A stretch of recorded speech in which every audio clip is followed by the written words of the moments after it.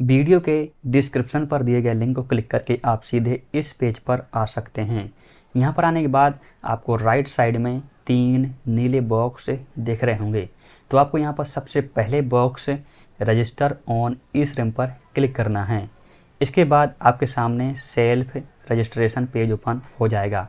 अब यहाँ पर आपको अपना एक मोबाइल नंबर डाल देना है। यहाँ पर जो कैप्चा दिया हुआ है उसको सेम टू सेम आपको यहाँ पर फिल कर देना है। इसके बाद यहाँ पर आपके सामने 2 ऑप्शन है, यस नो। इनका क्या मतलब है? इनका मतलब ये है कि यदि आप किसी कंपनी में काम कर रहे हैं, जॉब कर रहे हैं, वहाँ पर आपका पीएफ ईएसआई कटता है, तब आपको यहाँ पर यस कर देना है, वरना आपको नो के ऊपर क्लिक करके सेंड ओटीपी पर क्लिक करना है। अब आपके पास यहाँ पर ओटीपी डालने का ऑप्शन आ गया है। तो आपके मोबाइल नंबर पर एक ओटीपी आया होगा, उसको आपको यहाँ पर डालना है।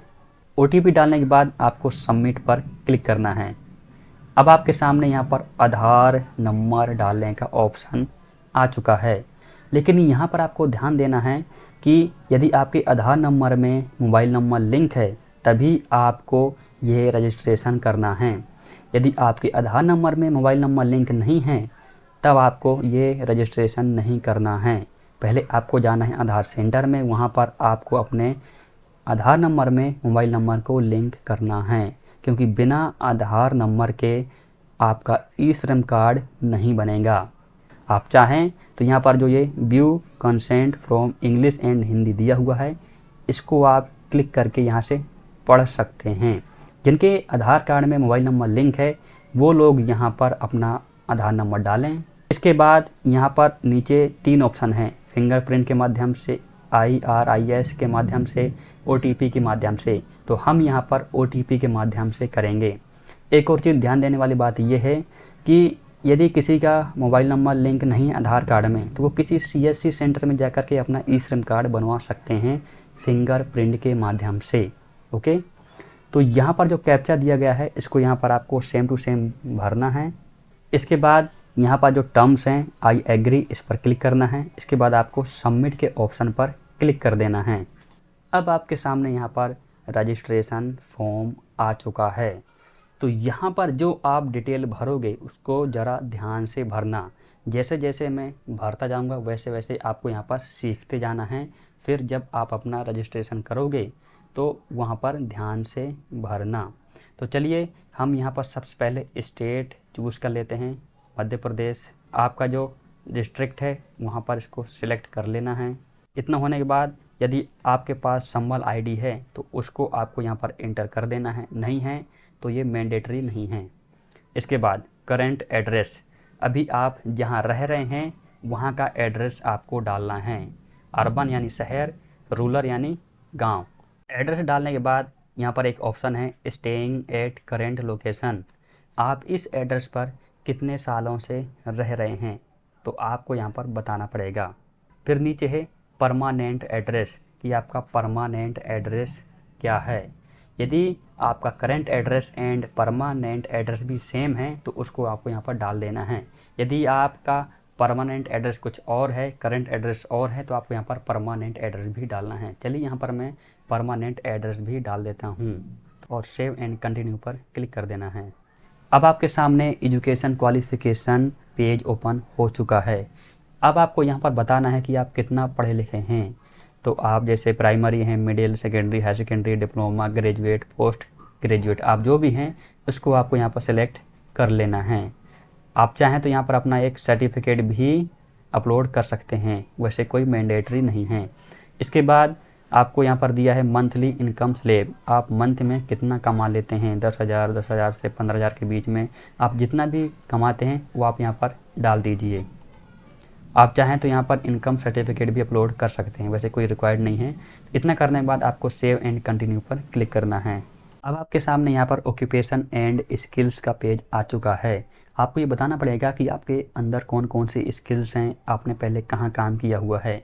एक और बात यहाँ पर यह है कि यदि आप किसी ओला, उबर, जोमेटो, रैपिडो में काम करते हैं तो उसका भी ऑप्शन है कि आप यहाँ पर गवर्नमेंट को बता सकते हो। यदि आप किसी ओला, उबर में काम करते हो तो आपको यहाँ पर यस करना है। इसके बाद यहाँ से आपको ऑप्शन को सिलेक्ट करना है और ये भी आप यहाँ पर डाल सकते हो। फिलहाल के लिए मैं यहाँ पर नो कर देता हूँ। इसके बाद यहाँ पर आपको प्राइमरी ऑक्यूपेशन डालना है कि आप क्या हो, कौन सी स्किल है आपके अंदर। यदि आपको नहीं समझ में आ रहा है कि क्या डालें तो यहाँ पर प्राइमरी ऑक्यूपेशन के नीचे एक ऑप्शन दिया गया है click to view NCO course list. इस पर जैसे आप क्लिक करेंगे तो आपके सामने पूरी लिस्ट आ जाएगी। तो यहाँ आपके अंदर जो भी स्किल्स है इस पर जो दिख रही है उसको आप यहाँ पर सेलेक्ट करके यहाँ पर आपको डाल देना है प्राइमरी ऑक्यूपेशन में। उसके बाद आपको कितने साल का एक्सपीरियंस है ये भी आपको यहाँ पर बताना पड़ेगा। इसके बाद है सेकेंडरी ऑक्यूपेशन। सेकेंडरी ऑक्यूपेशन में भी आपको सेम चीज़ डाल देना है जो यहाँ पर एनसीओ कोड दिया हुआ है। कोई 2 डालनी है, पहला आपका ऊपर हो गया, दूसरा नीचे हो गया। उसके बाद आपको नीचे आना है तो आप चाहें तो सर्टिफिकेट भी अपलोड कर सकते हैं, वैसे कोई रिक्वायर्ड नहीं है। अगला है how did you acquire skill. आपने स्किल कैसे प्राप्त की। Received formal vocational technical training, मतलब ये आपने किसी ट्रेनिंग के द्वारा प्राप्त की या विदाउट ट्रेनिंग के द्वारा, तो आप यहाँ पर इनको बता सकते हैं। अगला है इंटरेस्टेड इन स्किल्स